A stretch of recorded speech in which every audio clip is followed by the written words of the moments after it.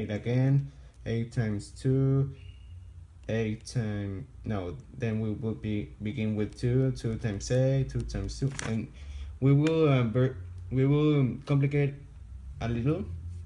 And so to make it more easier and more faster, we did this formula. So we will use for an example 8 as A and 2 as B. So as the formula says, the first part is to the number 8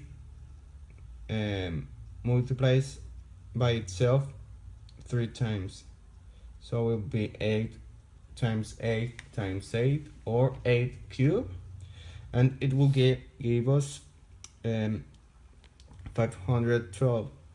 So in this part it's a little confusing and difficult, and you have to do it like this form.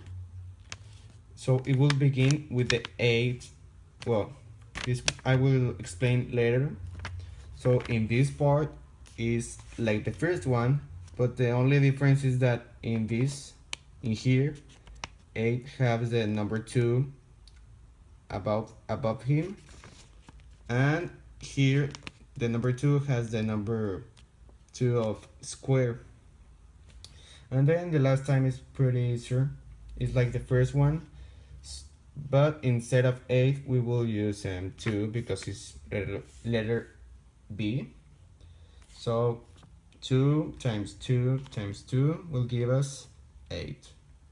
So the next part is to, well, before with this, first of all we will multiply 8 by itself. So it will be 64, because here's the number that represents 8 squared.